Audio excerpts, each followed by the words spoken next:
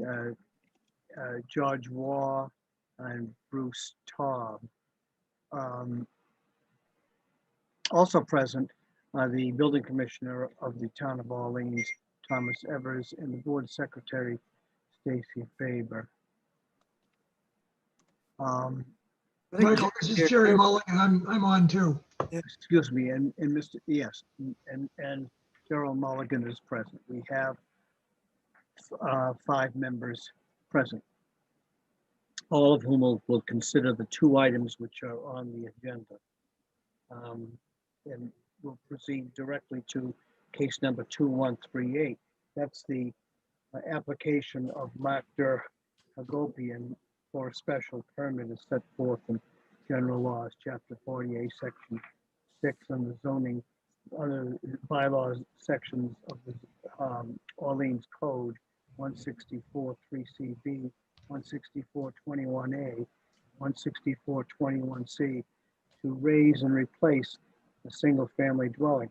The existing dwelling and the proposed dwelling are non-conforming with respect to lot and yard requirements, particularly with respect to the setback to the top of a coastal bank. This property is located at 25 High Tide Lane, Orleans map number 36, parcel number 146. The application was filed on behalf of the applicant by David Little from Ryder and Wilcox, who is present at the meeting also. Would you like to proceed? Oh, excuse me. Does any member of the board have you been in communication with the applicant or any of the applicant's agents, which ought to be disclosed to the board or to the public, or would any other fact which would constitute a conflict of interest? No. There's no positive response. Therefore, I declare that the board is impartial and indifferent. And you may proceed, Mr. Michael, are you going to do the minutes, or those going to come at the end? They will come at the end, Glenn. Okay, thank you. Thank you, Mr. Chairman. David Little from Ryder and Wilcox, members of the board. So I had a little difficulty connecting, and fortunately, I got a link from Sarah Eaton. So also attending this meeting and is Sabella Santagruel, the architect, who is noted as being David Little, as well as Mark Hagopian and Melanie Allen, who is noted as being David Little on the screen because I shared my links with them. So I think you can tell by looking who's who. So that being said, we provided the zoning board with several materials to support the application: a project narrative, a dwelling rendering and elevations prepared by Sabel, a site plan by Ryder and Wilcox containing all the pertinent zoning data, a restoration plan by Wilkinson Ecological Design, and a copy of the Conservation Commission Order of Conditions.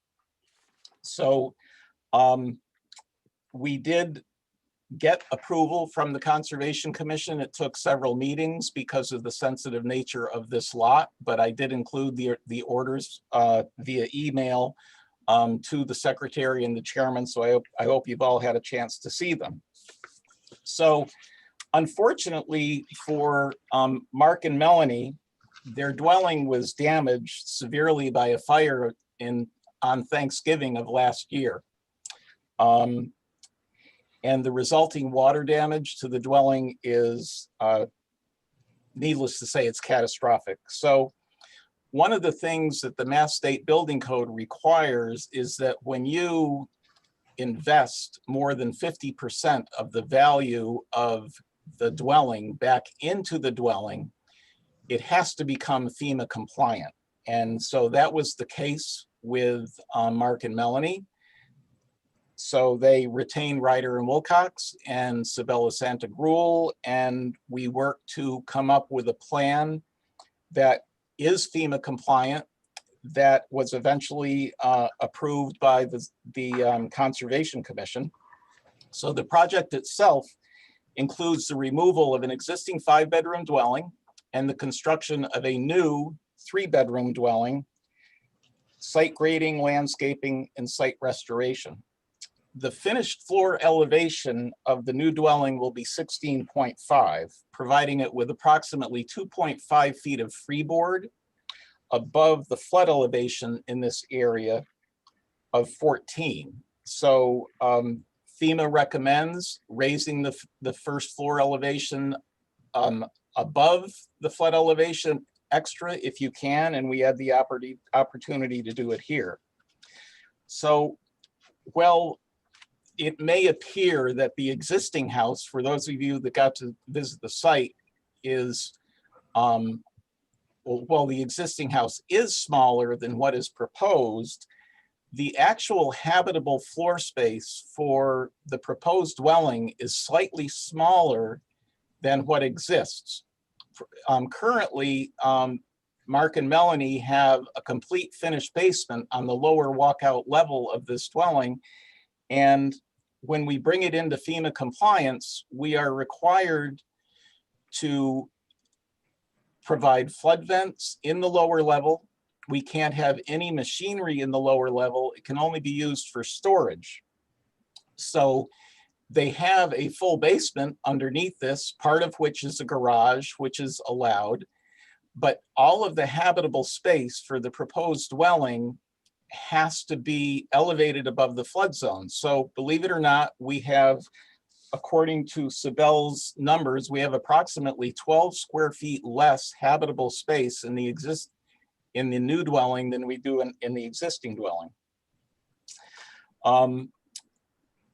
Sibel's plans, one of the factors that the Conservation Commission likes, they have a aesthetic component with their regulations. They like buildings to blend in with the surrounding areas. So one thing that they were pleased with is the fact that Sibel and the applicants chose natural and muted colors for the building itself. It's glass and the exterior elements are dark to try and get it to blend in, much more so than the white understory or white lower level and white trim on the existing building. The site itself, because it's in a flood zone, it floods during extreme storm events. Once since Mark and Melanie have owned the property, the entire yard flooded all the way up to High Tide Lane.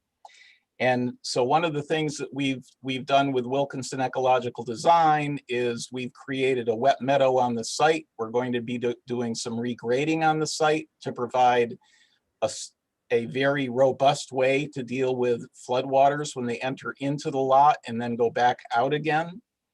Additionally, one of the things that Mark and Melanie have proposed are they're going to take it upon themselves to maintain a catch basin, which is located in High Tide Lane in the low area, because when it's not maintained, water can back up and cause a significant puddle in that area. So that is one of the conditions of the Conservation Commission approval. And then lastly, the dwelling itself, we feel, is the impacts that it's going to have on the natural, the area surrounding it, and the things that the conservation were particularly concerned about. They're reducing the number of bedrooms from 5 to 3. So this will reduce the effluent that will be going into the septic system. The septic system was inspected when it was purchased, and it did pass inspection. So there will be a reduction in human impacts on the property. And so that being said, I'm gonna go to some of the data that I noted in the special permit application relative to why we are here. So the existing dwelling is located 21.2 feet from the north property line, where a 25-foot setback is required. The new dwelling will be located 23.9 feet from the northerly property line, where a 25-foot setback is required. So we are reducing a 3.8 foot nonconformity to 1.1 foot. The coverage requirements of the town are being met with this proposal. Both the existing house and the proposed dwelling have large eaves and overhangs. And for the purposes of the coverage calculations that I provided to Tom Evers and the zoning board, we have 10.7% existing and 12.5% proposed if you don't take into account the eaves. But even if we are to take into account the eaves because of the architectural style of the dwelling, the new coverage still complies with the 15% maximum of the zoning bylaw. So then relative to coverage, we comply. And then finally, we're here because of the coastal setback requirement. The existing building height is 18.9, requiring a setback of 28.4, where we have a 17-foot setback. And the proposed building height is 33.4, requiring a setback of 50.1, and we are proposing a 20.1 foot setback. And I would like to point out to the zoning board that we currently have a conforming setback to High Tide Lane. It is, we conform with the 25-foot setback requirement. So the new dwelling is proposed to be located 25.6 feet from High Tide Lane. So we're moving it as close as we can, but we don't have the ability to move it any farther away from the top of the coastal bank because we conform to High Tide Lane. If we were to try and move it closer to High Tide Lane, that would have triggered a variance requirement, and we wanted to stay within the parameters of a special permit request. So as to the special permit criteria for the site, we believe it's adequate for the new dwelling. The proposed building coverage complies with the coverage requirements of the zoning bylaw. We believe the site is suitable for the raise and replace. The Conservation Commission placed several conditions on the project to ensure the protection of the sensitive area in which it is located. There would be no new impact on traffic flow or safety. The design and the location of the new dwelling, we believe, are in compliance with other neighborhood dwellings and similar features of other projects. There is another modern house, or I should say contemporary house, right around the corner from this. The new dwelling ensures a continued view of the pond for the neighbor to the rear, and the design, while modern, is in keeping with other homes in the area.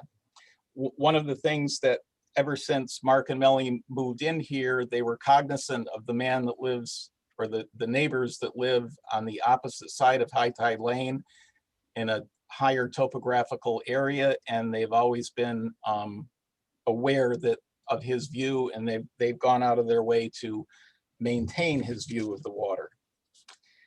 The adequacy of utilities and public services are not impacted by the project. The site has a Title V sewage disposal system, and the site incorporates a very appropriate way to infiltrate stormwater runoff from tidal events, as well as significant rainwater events. We believe there will be no noise or litter other than temporary noise impacts during construction, and a dumpster would remain on site to contain all construction debris. And as I mentioned earlier, as to the impact of groundwater quality, recharge volume, and water quality of coastal and freshwater bodies, we worked, as I said, we had several meetings with the Conservation Commission on this, and we provided you with a very robust set of plans by Wilkinson Ecological Design to ensure the protection of this sensitive site. So, Mr. Chairman, that would be my presentation. Sibel Santagruel, the architect, is available for comments, as well as the owners. And as I mentioned early on, this is all triggered by the unfortunate event of a fire that occurred last Thanksgiving when they were entertaining friends within the house. So thank you very much. Thank you, David. I have the building coverage after your work to be 12.5%, including overhangs. Is that the number? That's what the site plan had anyway. Is that Well, correct? the site plan states that it's 12.5% excluding overhangs. Very well. Including the overhangs, it's 14.7%, Mr. Marnick. 14.7%, including overhang. Yes, sir. Very well. So I take it that the part of the FEMA compliance is to allow the water in the case of flood tides or flood events to wash right through the basement. Is that? Yes, in Sibel's design of the house, there are 14 flood vents that have to be placed within 1 foot of the exterior grade and within 1 foot of the slab of the inside of the building, because one of the triggers is you're not supposed to impede the flow of floodwaters, because if they occur, it could create collateral damage for a neighbor. So yes, that's correct.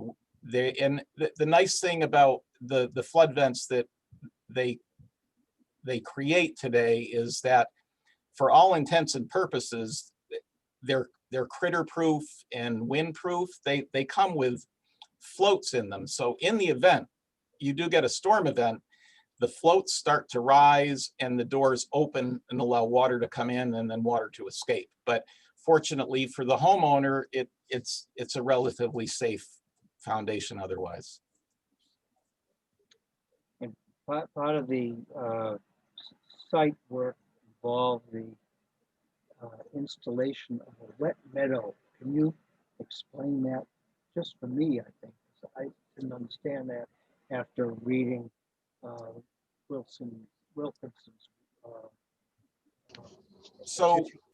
So what happens now is that, or what happened one time, the water overtopped the small berm in front of the house. And when that happens, they have a small pipe that's located right underneath the dock that allows the water to escape. But in addition to that, they have kind of a bowl where the water just sat.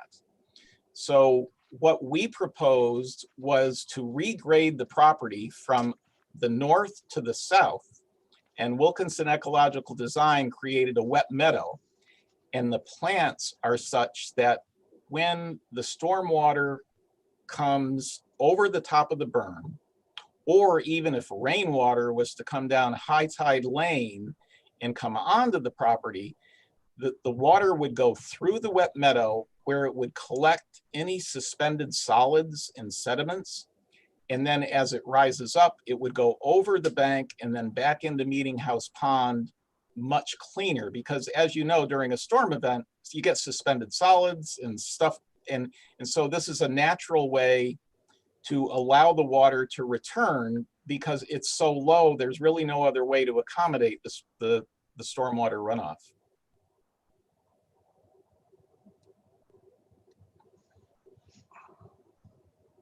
To make sure I understand the setback from the coastal bank issue, what I understand is building height, because it's going to be so much taller, requires a greater setback, therefore there's a greater nonconformity, but the building has to be that high because of FEMA requirements. Am I getting it right? Yes, you are, Ms. Eicholt. That's exactly right.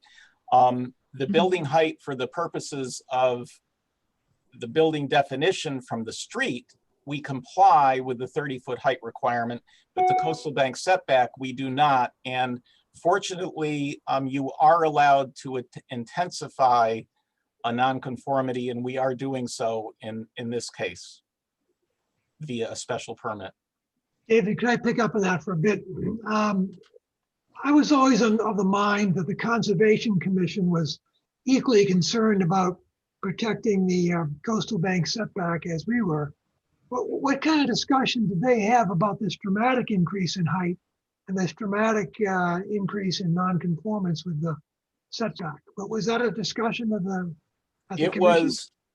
was, I believe, 5 hearings of discussion, Mr. Mulligan, and we came in with the original building was a little bit bigger.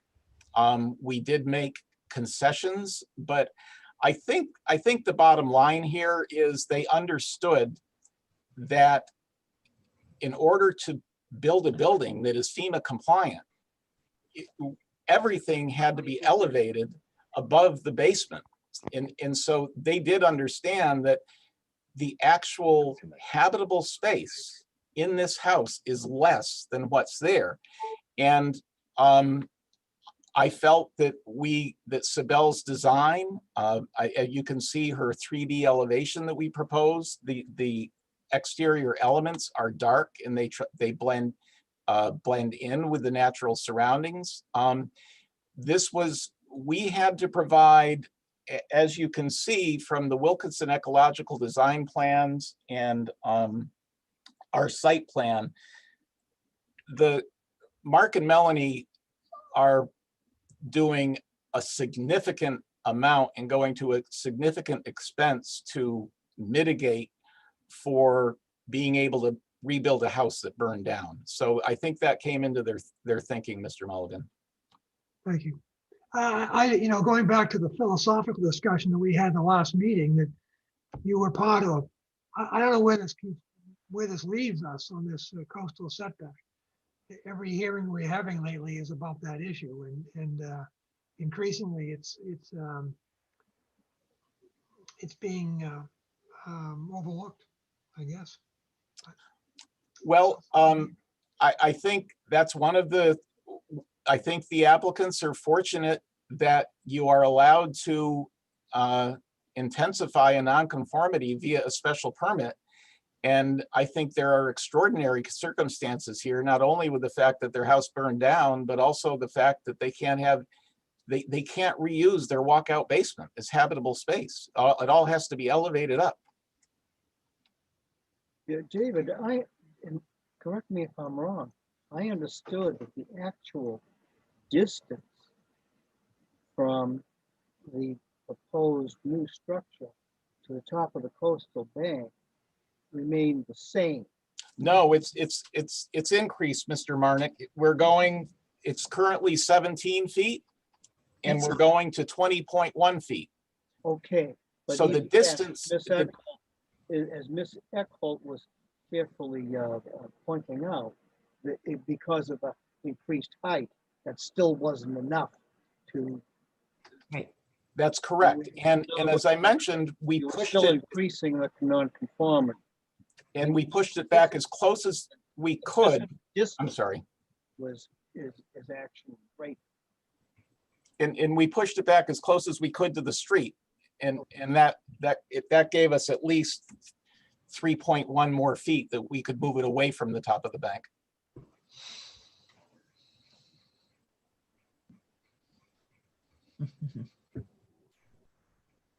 Any other questions? Mr. Marnick, I have some questions. Please, can you proceed? I want to preface this by saying that I'm impressed by the attention that the applicants have given to detail and to consideration of this. And I would like to also preface it by talking, as we have been, about the tension of wanting to facilitate and enable special permits like this within the confines of our duty to the bylaws. And I am confused by the order of conditions. And so I would like to direct my questions to that, if I may. In the order of conditions, I saw that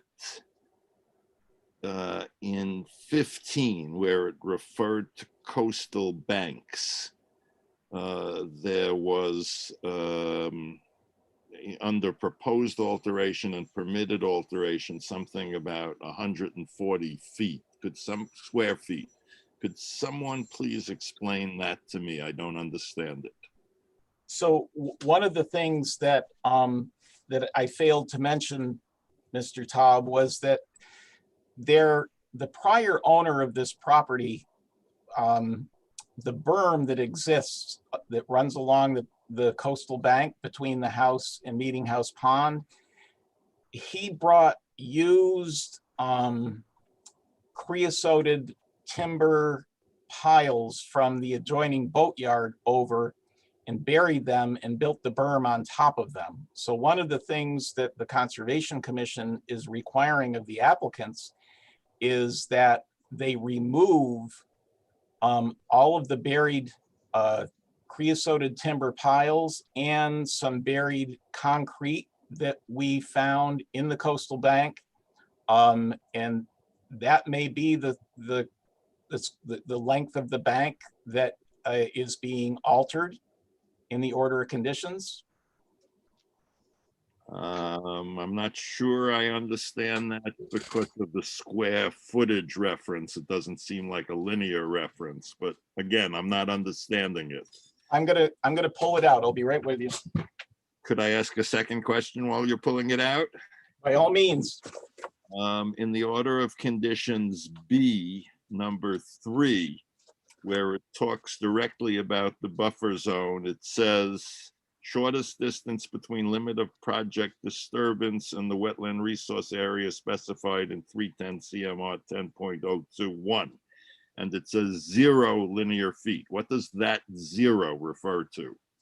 It means that we're working immediately adjacent to the resource area. There is no setback. Well, then the follow-up question is, what point of the building, including porches, overhangs, etc., is closest to a protected wet bank in linear feet? The deck is the proposed deck is the closest, and that's 17 feet from the top of the coastal bank. But please keep in mind that the entire lot is located in the Pleasant Bay ACEC, which is a resource area, and the entire lot is in a flood zone, which is a resource area. So there were significant hurdles that we had to go through with the Conservation Commission to do this. And in the end, they signed off on the deck being as close as 17 feet from the coastal bank. The existing deck is 17 feet from the coastal bank. The proposed deck is 20.1 feet from the coastal bank. Okay. Yes. Right. I think it really boils down to the significant, not only the restoration plan by Wilkinson Ecological Design, but their land management plan, their 3-year land management plan to improve the wildlife habitat on this site.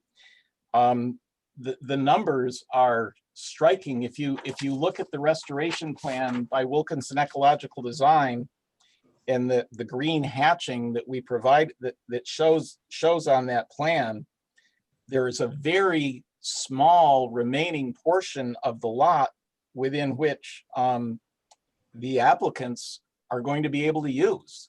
We're eliminating a tremendous amount of lawn and we're replacing it with woody shrubs and other grasses and wildlife habitat and trees. Trees are proposed between the dwelling and Meeting House Pond to further filter the views of what the building looks like from Meeting House Pond. Trees are proposed on the landward side of the dwelling to screen the views there as well. Through the chair, if I may add something, this is Sibella Shanturul, SA Architecture. Please. Thank you. In reference to your question about the deck, sir, in addition to the distances that Dave Little gave you, the areas that's really critical, that's closest to the top of the bank, those are actually overhangs as well. So we have about the whole concept of this design was to improve the site, to take advantage of the opportunity to design a house that would not create new nonconformities, improve on the major nonconformities, and make it compliant with FEMA. So wherever we could, we also, as with the decks, and on the side, to the north side of the building, there are overhangs. So actually, it doesn't touch the ground. My last question, actually, in this regard is to Mr. Evers. As you reviewed the application, do you have any residual concerns? Does anything leap out to you, sir? No. It's the same thing I went over with David. Same plan. I mean, if you can be more specific. No, that actually probably satisfies me. Thank you. I mean, you sent him off with this plan to the Conservation Commission, yes? Well, he went because he knew he had to go, yes. I mean, it's a very difficult site all around, Understood. both building code and conservation wise. Mhm. So I had one more question, and it relates to my last one.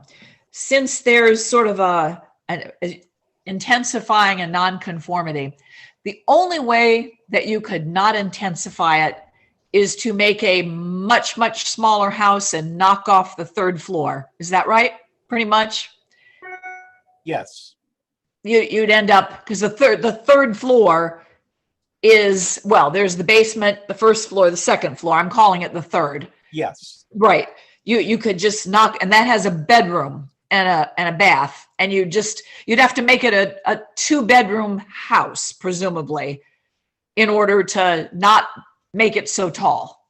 yes. And another thing that I would like to point out is, as I mentioned earlier, the applicants are very cognizant of the neighbor on the other side of High Tide Lane. And there is a deck above the garage. So he can not only look over that deck, we did not want to extend the structure so it covered a significant portion of the lot, because neighborhood, you have to be aware of other people in the neighborhood when doing a project and coming before the zoning board. So we really tried to bring something in that was respectful of everybody. Yeah. So you could have made it wider instead of taller, but then the view would have been blocked. Yes, I let the record reflect that the board is in possession of a letter of David F. Onimus and Virginia G. Onimus, dated October 1st, 2020, asking us to vote in favor of the project. They're in favor of themselves. Their address is listed as 11 Grist Road, Orleans. David, are those the folks that have the deck that whose view was preserved? no, it is not, but they are within the 300-foot, they are in a abutter that was noticed with the application. All right.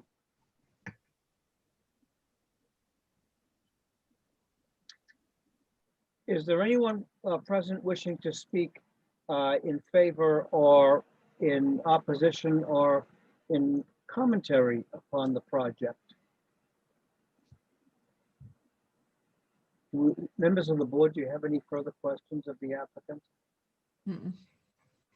Very well, then I think we can close the hearing for the taking of evidence and ask the sense of the board.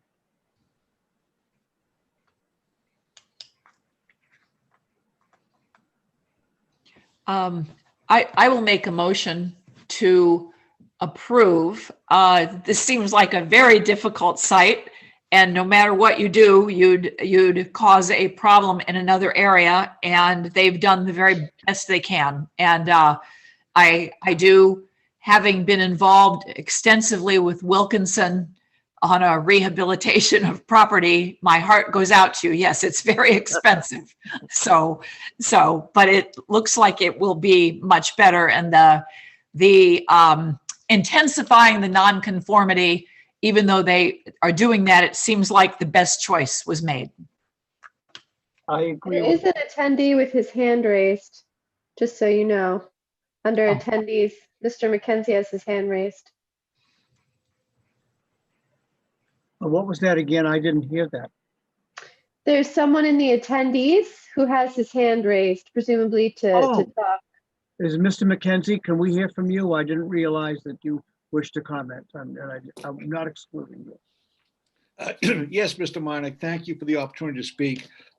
My wife and I have the property immediately adjacent to Mr. Zur Hagopian's property. We're at 31 High Tide Lane. And we have followed this process all the way through. I would say that they have been excellent neighbors, and they have been very solicitous of us in terms of what they wanted to do and how they were going to do it. And they certainly asked for our input. And we have studied the plans, the building plan that's been submitted. We have studied the ecological plan. We have studied the landscaping plan. And as we look at this, this is a vast, vast improvement over what is there. As has been pointed out, the number of bedrooms has been reduced from 5 to 3. They have commissioned a 3-year ecological plan to clean up some of the invasive species, which have really overgrown many parts of the lot. As I read it, they're going to plant something like 11 new trees, 66 shrubs. They're going to install a wet meadow to take care of the flooding and the lowland that goes on there, much of which is caused by the catch basin in the street, which has been neglected by the town or whoever is responsible for maintaining that, to the point that even when you get a moderate rain, it backs up and floods not only their property, but the town lot next to it. So they've put in a wet meadow to abate that. The home they're designing is much more aesthetically pleasing than what was there before. It's a significant improvement over a house that had been there for many years and had been a bit run down. And I think for all of those reasons, we wholeheartedly support what they want to do and would urge the board to approve their special permit. And as I think was already mentioned before, they wouldn't even be here but for the fact that they suffered a very unfortunate and tragic fire to their property on Thanksgiving Day last year. We were there, we helped them, but it was a tough thing. But again, we wholeheartedly support this and would ask the board to approve their petition for a special permit. And I thank you for the opportunity to speak. And thank you for speaking, Mr. McKenzie. And I'm sorry that I didn't mean to overlook you. Lynn, did you make a motion? I did. I made a motion to approve. Then I'm just looking for a second here. I'll second. The second to the motion. I agree with Lynn and Bruce. This and the neighbors, as it turns out, this is a very diligent proposition. The application was published in accordance with the zoning law, and no one has come to oppose it. And the thoroughness of the presentation is impressive, where we're able to also see, we were able to determine two things. One is that the view from the house in behind is the view of the Meeting House Pond is not obscured. And as a matter of fact, the view from Meeting House Pond has been disclosed to us. So, and that's something that probably may or may not have been any of our business, except that now we can conclude very easily that the design is consistent with the neighborhood. So I'm in favor of it myself. Any other commentary? Yeah,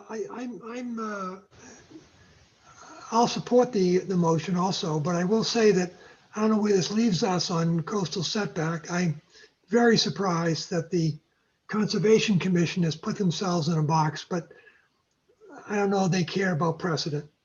I don't know where this leaves us, Dave, with the next 20 applications on the coastal setback.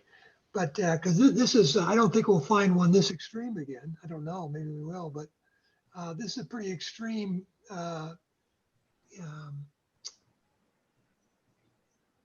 burden on the coastal setback. And as a precedent for this board, I hope it's not a new precedent, but I'm sympathetic to the problems the homeowners have and to the problems the lot have, and there's no other solution really for them. I'm impressed with I did like the architectural drawing, the way it sort of fits into the landscape there. I applaud that being part of the application. So I will go along with it, and I just hope it doesn't put us in a box in future applications about the coastal setback.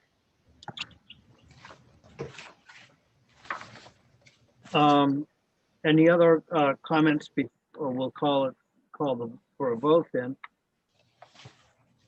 Very well, then all Excuse me, those in Mr. favor? Martin, for 1 quick second. Yes, I just want to support what Mr. Mulligan just said about the burdens that we keep facing. The last time we addressed this question, if I understood the board correctly, we were proceeding on what we understood to be very much, for lack of a better word, a subjective case-by-case basis. And that doesn't feel all that comfortable. I'll leave it at that. I just wanted to add that comment. Thank you, sir. very well. I think we all understand that. Yes. All those in favor? Oh, excuse me, we need to poll the, since this is a virtual meeting, we need to poll the members. Mr. Marek, I vote to approve. Ms. Eckholt, Yes. Mr. Mulligan, Yes. Mr. Wall, Yes. Mr. Tom. Yes. Then the motion carries unanimously to a special permit to issue running with the land without conditions. Failing any volunteering, I will write the opinion. Congratulations to the homeowners. Very well. Thank you very much. Thank you for your time, everybody. Thank you. Members of the board, we have, Michael, if you want me to write the opinion, I'll be happy to do that with your guidance. If I first one, so. I think what I'll do is in that case, I will send you privately by email a draft of the either with the template or a draft of what might be appropriate for this hearing. Oh, very good. Good. Be happy to do that. So we were on mute, sorry. Can you hear us? Mark and Melanie? Yeah. We want to thank everybody for your time. We really appreciate it. We've gone, We tried really hard. yeah, to improve the lot. We really think it'll look great when we're done. Thank you Thank very you. much. I appreciate your happiness. Thank you. Members of the board I have now, we all have actually, the case number 2139. Now, this is the application of Robert Stein and Maura Smith, or at least one of the owners, perhaps a trust, which the application is for a special permit as set forth in General Laws, Chapter 48, Section 6, under zoning bylaws. 164 3CB, 164 21AC, to renovate and add on to a single-family residential structure that is non-conforming with respect to the setback to the top of a coastal bank. This property is located at 13 Archer Lane, map number 52, parcel number 6, in the Orleans scheme of numbering and locating parcels on maps. Let me ask if any member of the board has had any communication with the applicant or any of the applicant's agents, which ought to be disclosed to the board, the public, or any other fact which would constitute a conflict of interest. Then I hear no positive response, and therefore I declare that all 5 members of the board who are present are indifferent and impartial. David Little. Thank you very much. Interestingly enough, this special permit has to deal with the setback to the top of a coastal bank. But it's definitely different than the past one. I don't know what to say about the regulation when it was adopted, but I'm going to do my best to explain this special permit on its own merits and hopefully convince you that it's worthy of a special permit. Again, this project did go before the Conservation Commission. It took a couple of meetings to get through. Bob Stein and Maura Smith, the owners of the property, are reusing the existing building to the biggest extent feasible. They're proposing to renovate the structure itself, and the additions that are proposed go out on the westerly side and they go out on the northerly side away from the coastal bank. Interestingly enough, this house's setback to the top of the coastal bank is 0 because the deck extends over the bank. We provided you with a site plan that shows where we're proposing a screen porch on top of the deck, 2 additions on the west and a proposed porch on the front. And we provided you with elevation plans prepared by Peter McDonald, which show how we are increasing the height slightly. The height of the building is going from 17.2 feet to 23.5 feet. It's very modest when you think of the height of a building. 23.5 is well below the 30-foot height restriction.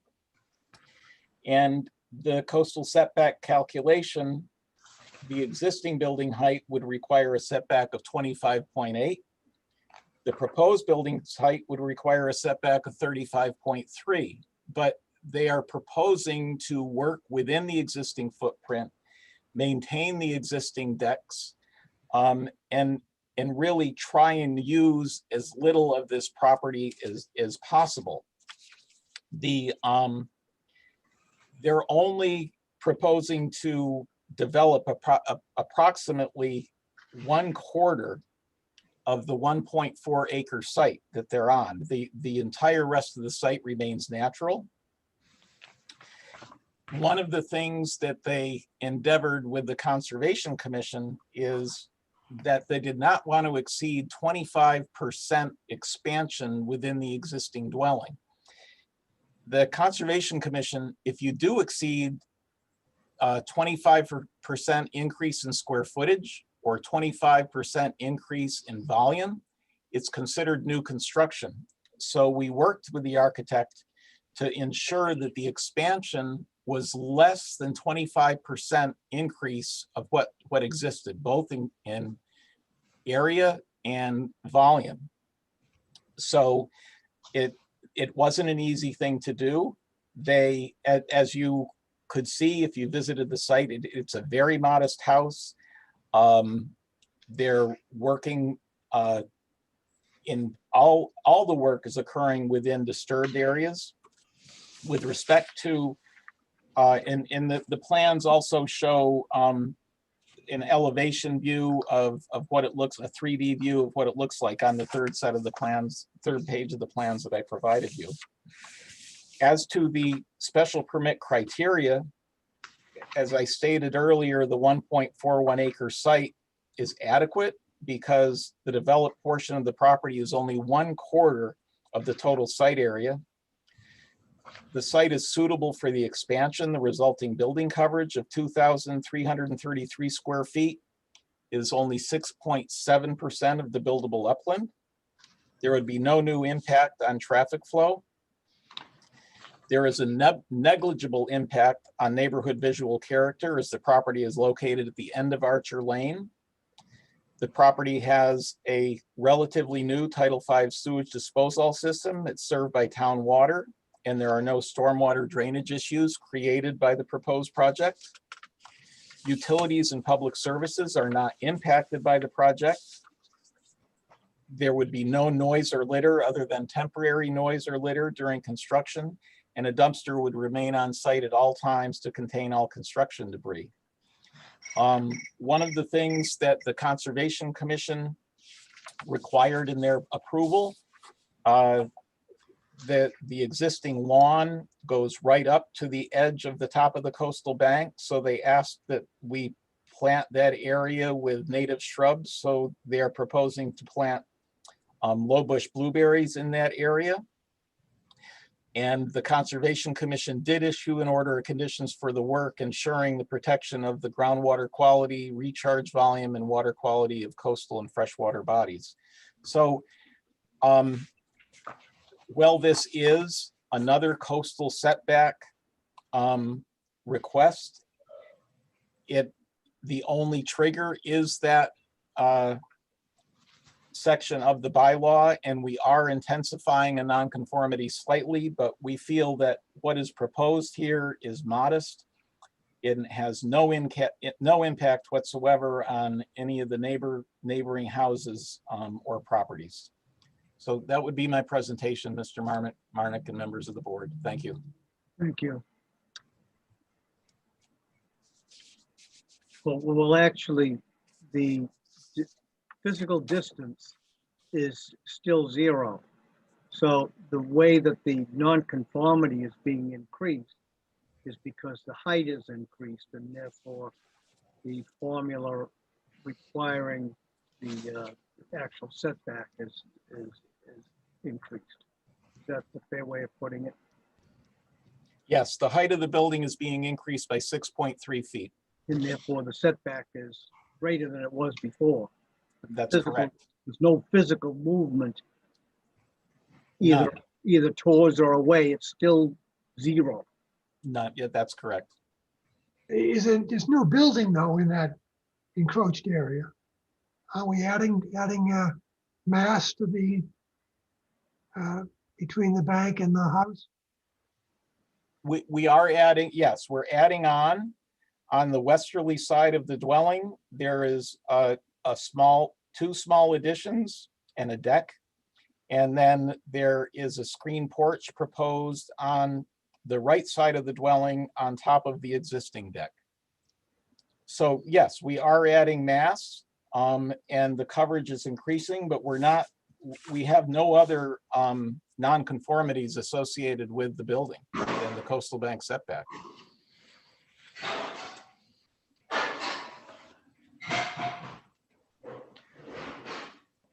Was there any other alternative considered to add, but not, I mean, it's 0, I get it, but I mean,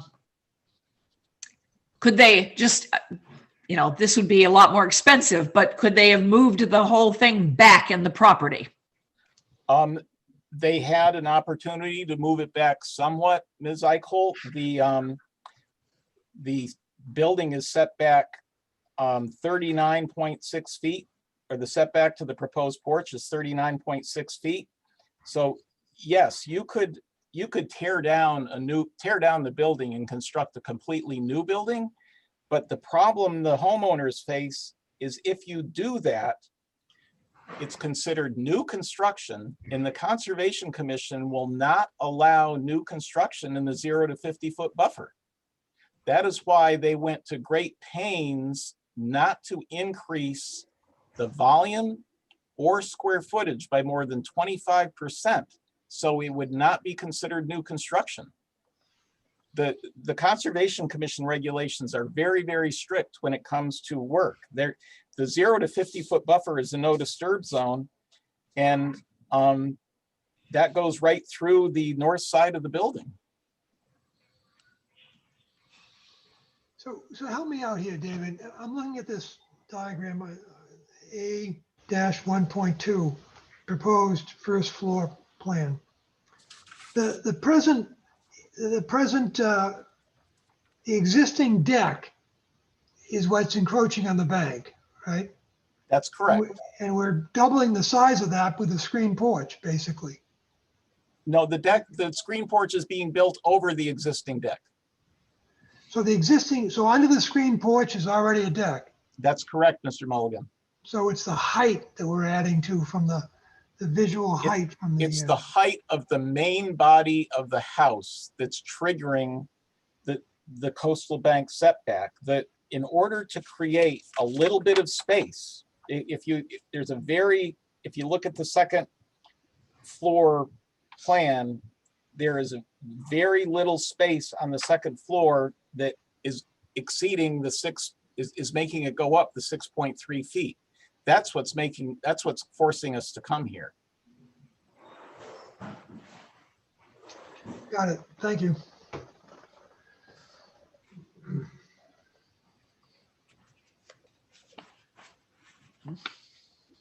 I've received no correspondence from either in support or in opposition to the project. Are there any other questions of members of the board of the applicant? Is there anyone present wishing to speak in opposition to the project?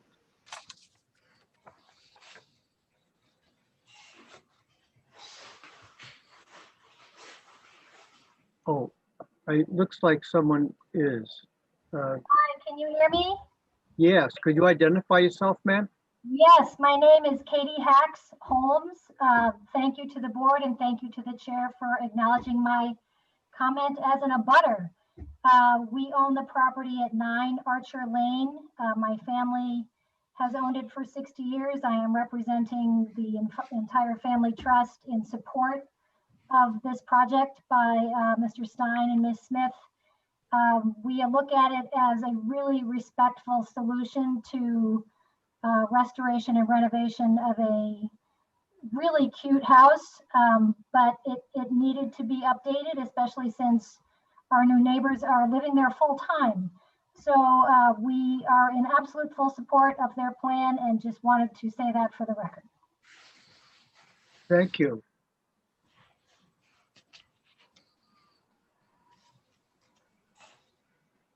Is there anyone else in the queue wishing to speak in favor of or in opposition to this application?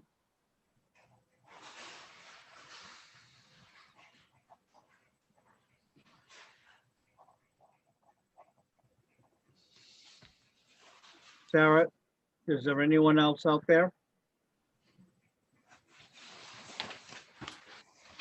I don't see anybody. Nope. Very well. Then we can close the hearing for the taking of evidence, and I ask the sense of the board.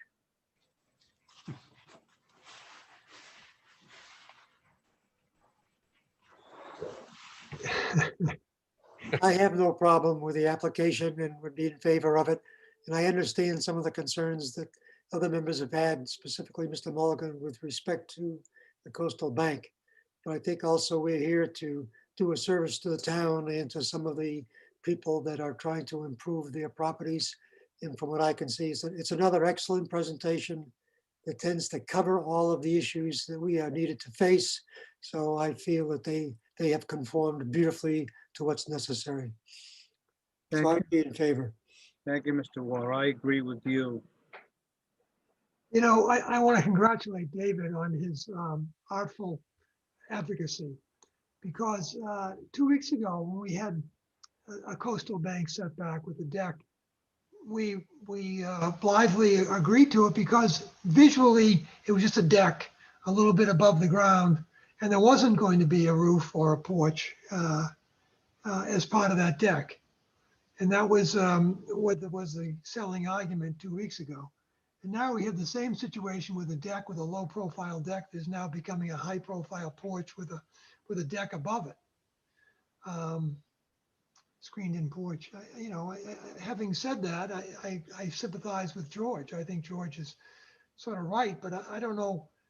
So the people who were here 2 weeks ago come back and say, oh, I saw what you did this week. We're going to add a screen porch to the deck that we did last week, that we approved 2 weeks ago. I don't know where it ends, once you start nibbling at these things. On the other hand, I'm sympathetic as someone who couldn't raise my property for the Conservation Commission 1 foot. I guess my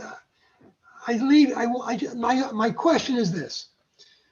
People go to these boards and they get rulings and they hear the discussion and the basis of our rulings and the basis of the Conservation Commission rulings, and you get a sense of what you can and can't do. And then you find, you bring in an application, it gets approved, and you find that 2 weeks later, an application comes in with a porch added to the deck. And one of the selling arguments we made 2 weeks ago was that there was no porch, the visual line was just flat. And now there's a porch with a screened-in porch with a deck above it.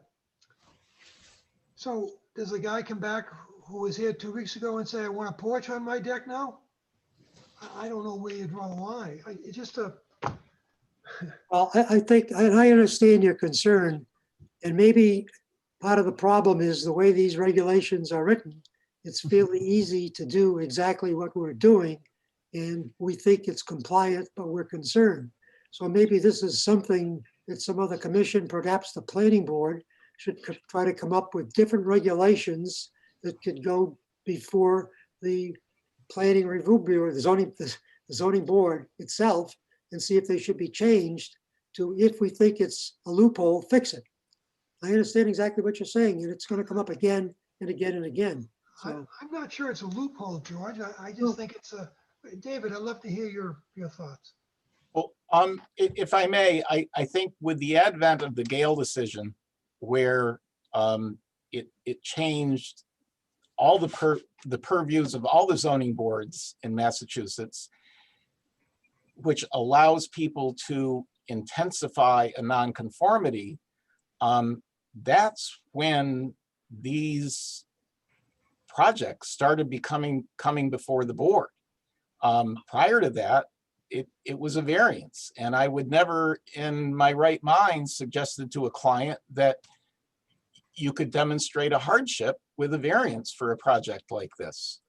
So I think it's not so much the town regs, it's what happened with the Gale decision that opened up avenues for applicants that they take advantage of. And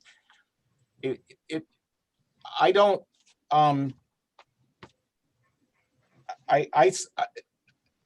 with the coastal bank setback, the place that I put my emphasis is the aesthetic component of the Orleans Conservation Commission's regulations, because they want to see buildings blend in with the natural environment. And one of their big things is that you don't have weight trim, that you use natural stain, you use natural siding, so that things do blend in.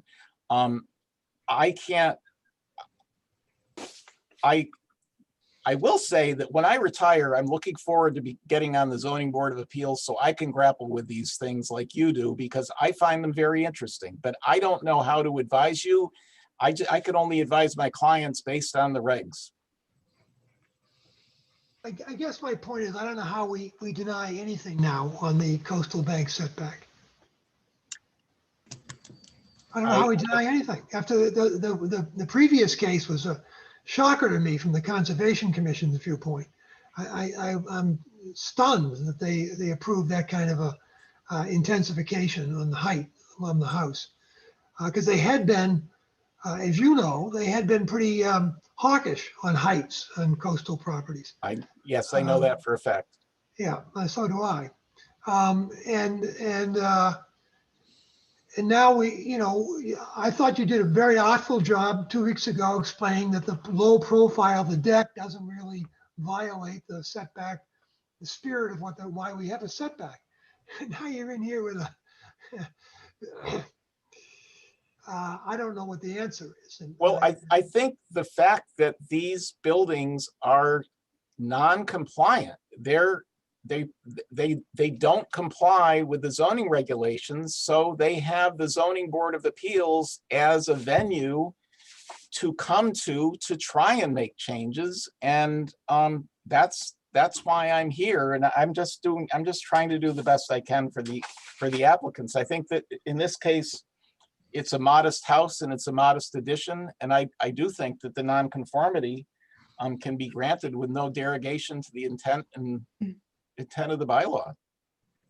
No, I'm with you. I mean, I think George said it well. We're here to help people, and it doesn't try to help them out of these tough boxes. And as long as there's no neighbor objecting, when there's a neighbor objecting, we seem to have a very different standard, which may be appropriate. But I don't want to belabor this either, because it's late and we all want to watch the debate. But I don't know what you say to your client of 2 weeks ago, who comes back and says, hey, I have this low profile deck, but there's a lot of bugs in the neighborhood. And I like to sit out there at night, and a nice screened porch on my deck would be really ideal. And this is exactly what this guy is saying. I understand that he needs a screened in porch to sit out there and poach it at night.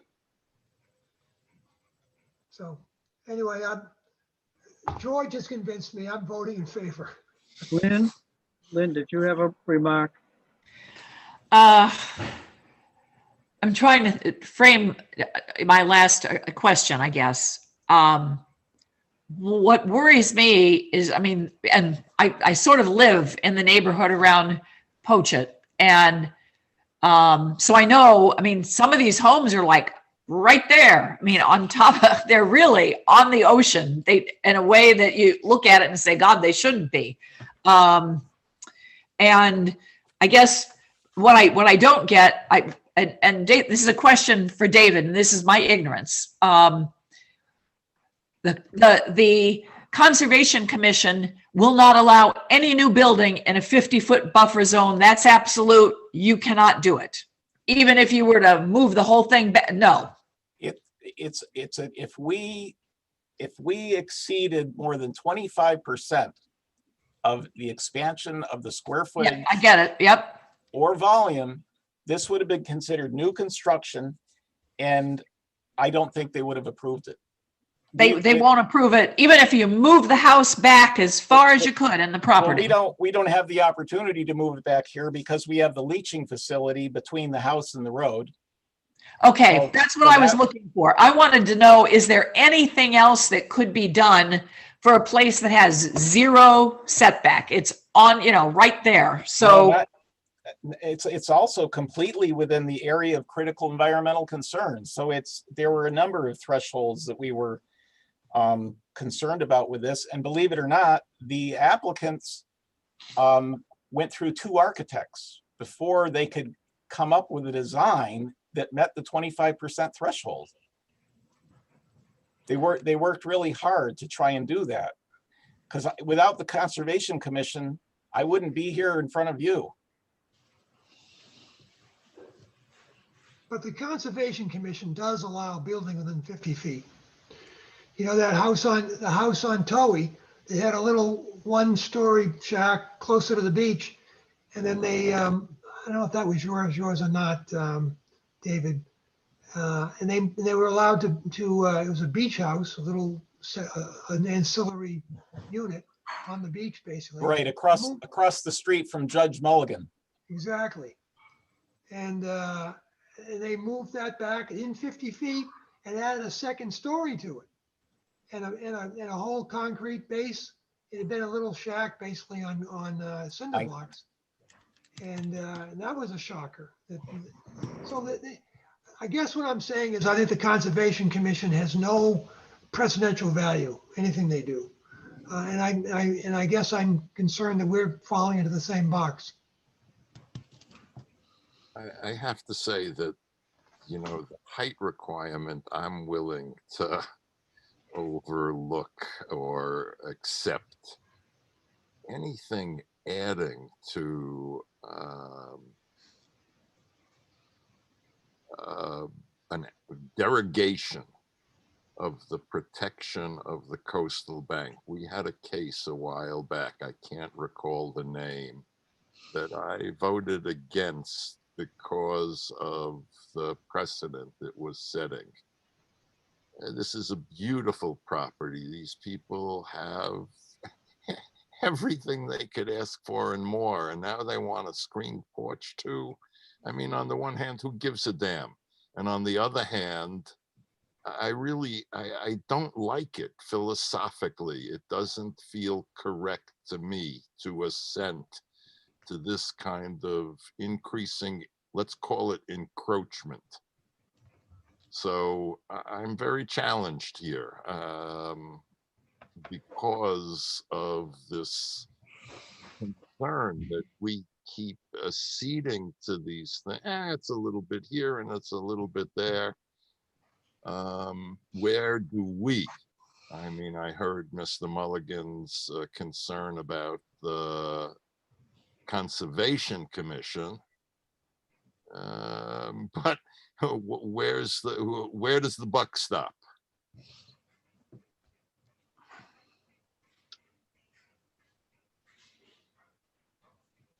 I I don't, don't have anything further to say other than. Well, this is a continuation of the previous discussion, and I am becoming increasingly troubled.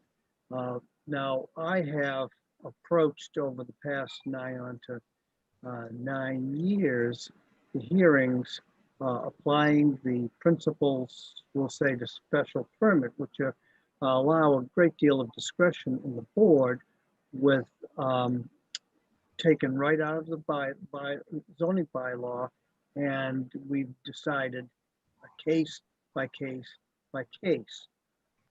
Now there are members are equally concerned that over the course of time there have been a number of decisions which are creating precedent. Something which was the last thing in my mind as chair while we were facilitating the hearings and deciding applications. I'm very much concerned about 2 or 3 types of issues which come before us all the time, and only recently in a couple of the cases have our previous decisions come back to confront us as being engraved in stone. Something which I never anticipated or expected or intended while chairing this board. I think that in the absence of remaking the permitting process, where planning board, in this case perhaps conservation, and the zoning board were all melded, a holistic approach, which would require a great deal of revamping of the charter, then it has to be done by amendment to the zoning ordinance to one extent, which is the best agency or branch of municipal government to make these decisions. We all know, and overlying this problem of coastal banks is the preservation of the water and the environment. Now, we have measurements which are arbitrarily built into the zoning bylaw, which require setbacks. But now I see that based on a case-by-case basis, we are deviating from the way the town has spoken. We're able to overcome that because there are 14 or 15 factors in a special permit when granting a special permit or failing to grant it, where we have a given discretion. So that is my apology for the situation that is creating this philosophical concern amongst the members. If I may just get philosophical here for a second, because I hate to keep everybody here, but especially I'd like to hear David's response.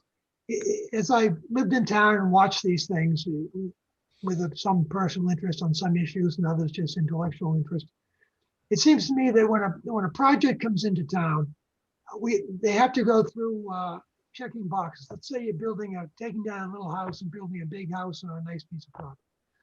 First, you go to the health department and get them to waive things for the bathrooms or the bedrooms, whatever their bugaboo is.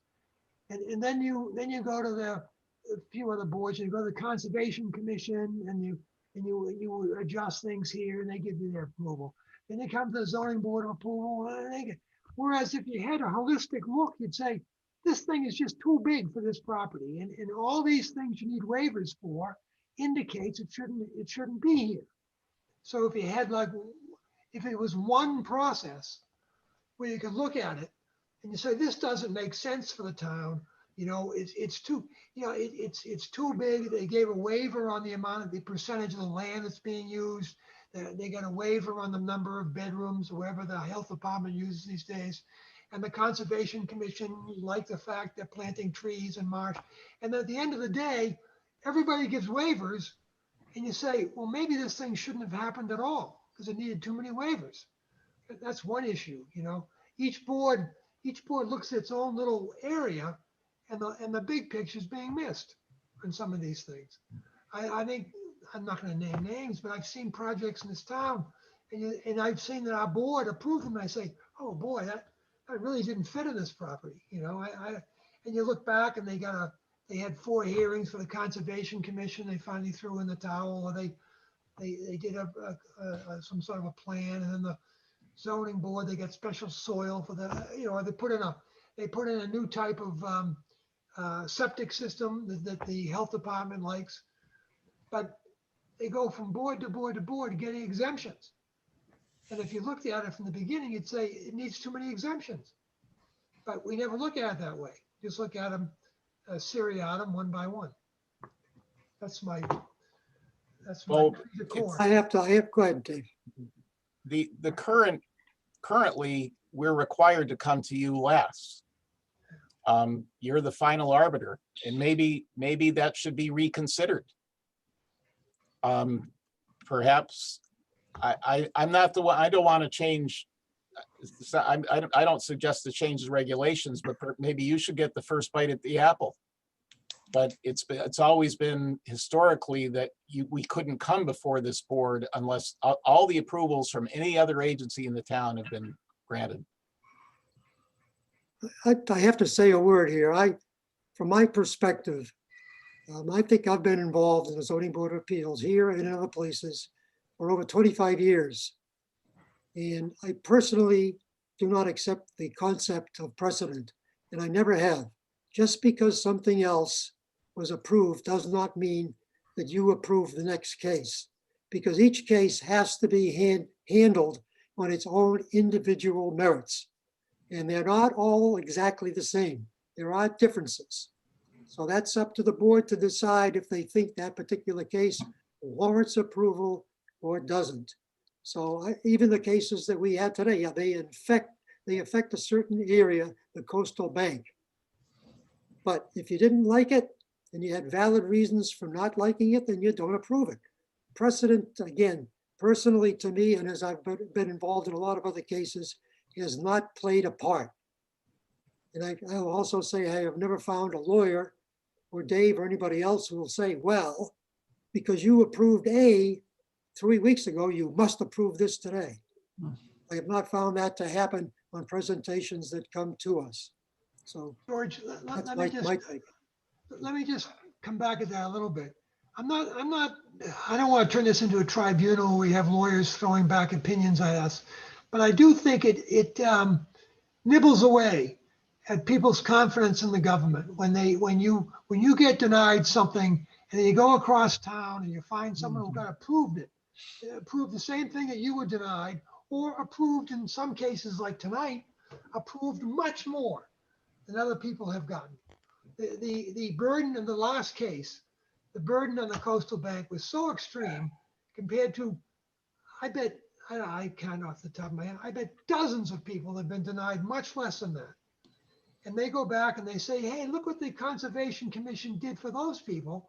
I don't get it, you know, and it doesn't, so it doesn't impact our authority to do things, but it does nibble away at people's confidence in the town government. David? So, can I ask you a question, Jerry?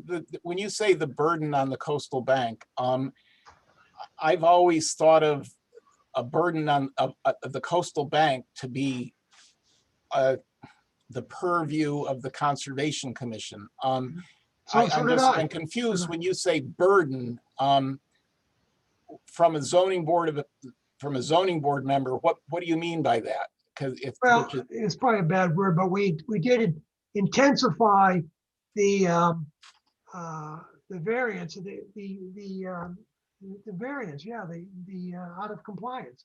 We did intensify the amount of out of compliance it is. I guess that's a burden, maybe the wrong word. But it's hard to, I mean, that case we just did was, you know, I don't know how you deny anybody anything in the coastal bank if they cite that one. This house was dramatically heightened. This wasn't this case tonight where you had 6 feet or 5 feet, whatever it is. That was almost a doubling of the height in the previous case. That's not incremental.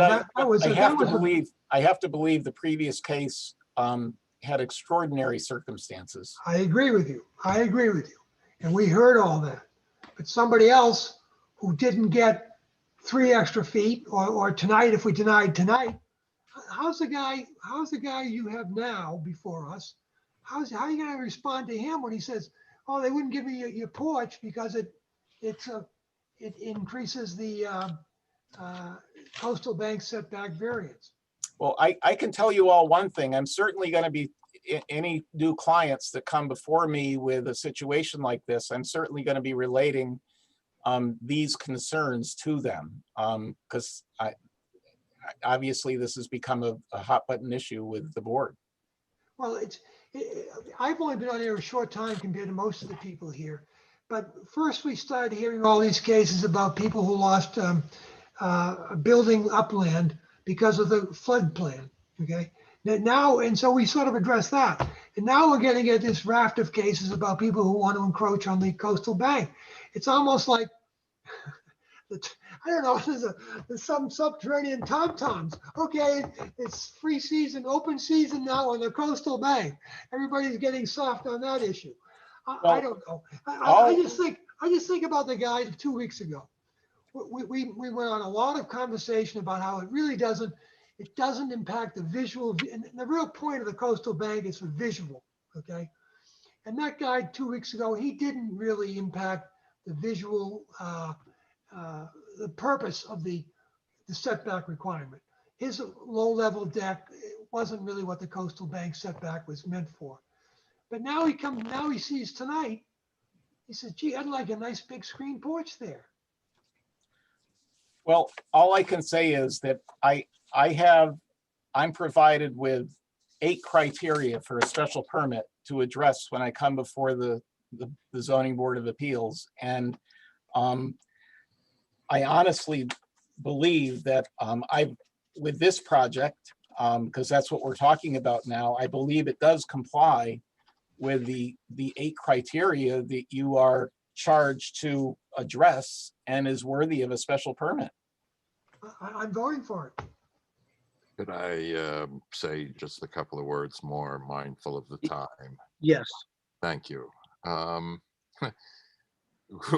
Branching into legal philosophy here, we're often confronted as we think about our own Supreme Court these days with this issue of original intent. And the issue that we're often facing is those who think that we should interpret these laws as they were written then And there are those who think that we should interpret them as we understand them now. And I find it very hard to keep saying yes. And there's something about the screened porch. The difference between the application prior to this and this one was the absolute necessity that was being presented in that case. I don't see the necessity here. And I'm torn. I'm absolutely torn because this is a wonderful opportunity for something as de minimis as a screened porch to be able to say no. And yet it's so de minimis. I just.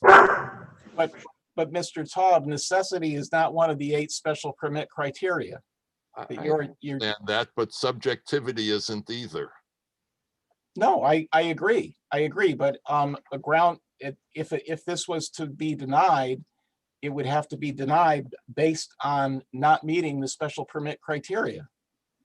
It would be denied on the basis that it increases the derogation from the coastal bank requirements as I understand them. No, I disagree. You actually had a neighbor. You're supposed to protect. David, I don't mean to interrupt. When you have multi-million-dollar properties that have few neighbors, you can be sure that the neighbors will appreciate improvements in their property of their neighbors.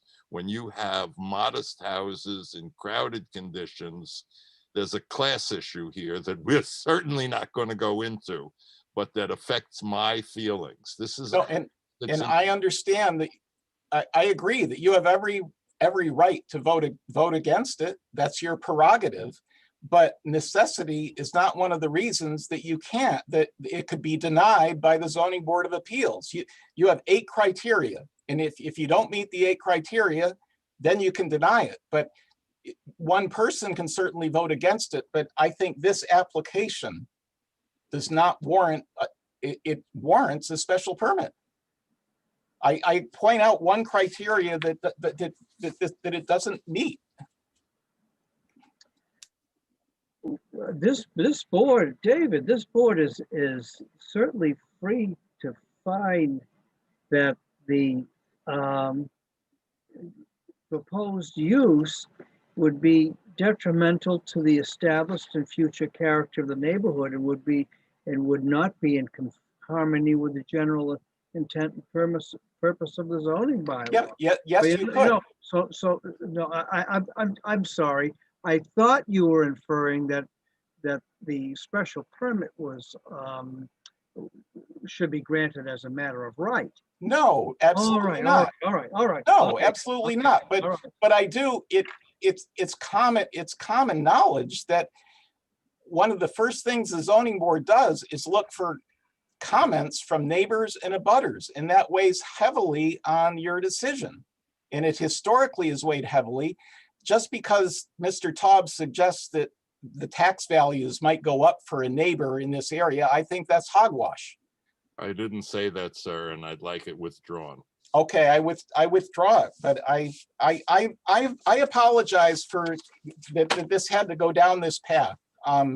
But I think it warrants a special permit. Thank you very much. That's all I'm going to say. Well, let me jump in and say I brought it down this path, and I'm sorry too, because I was trying to be philosophical, and I assume we already had the votes, and this is sort of after the fact. I would make the motion if it hasn't been made to grant the special permit, and it's my own frustration is trying to come up with standards, David, and I was happy to have a discussion with you that didn't violate the open meeting law somehow, and give us. I've enjoyed the discussion. I think. I apologize for disagreeing with Mr. Taub. I'd like to second the motion. A second by Mr. Wall.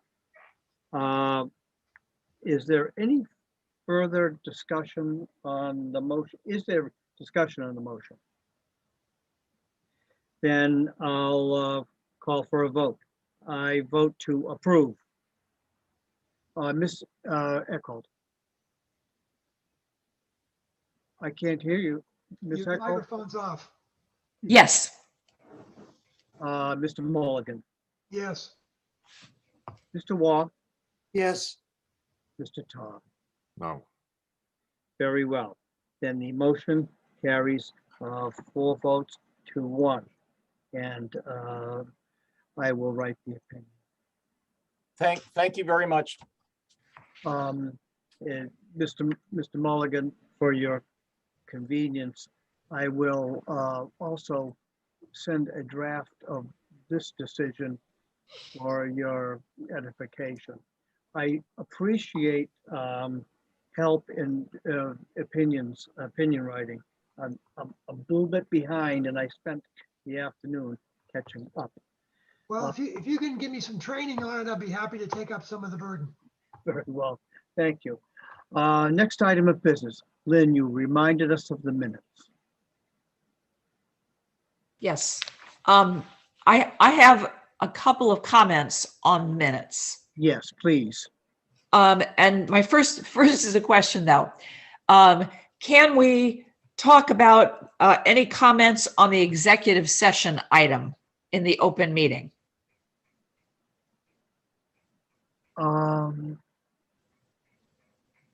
I don't think so. Okay. My ruling is we cannot. Okay, that's what I thought. So I won't then. So the one thing that I wanted to add something that I thought was important to the Atlantic Workshop 2136 in the minutes. Yes. And I'm new, so tell me if I'm off base, but I thought it was important to say something about why it ended up not being, it was the motion to deny failed.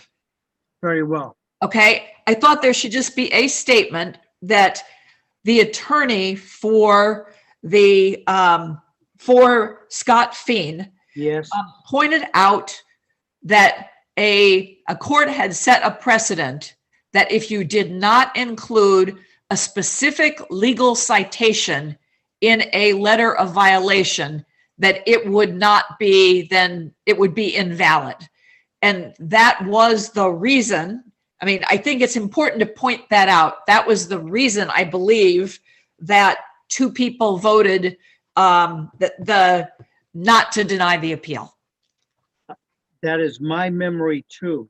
And I just thought it was important. And what I'm asking is, I'm assuming that the minute should say something about a key issue that the decision turned on, and it's not in here. So in this case, more than ever, I think it's appropriate because we were, the effect of it was to invalidate or criticize to some extent the action of the building commissioner of the town. And yes, having a reason for that purpose, as benign as it seems to be, was appropriate, and I agree completely.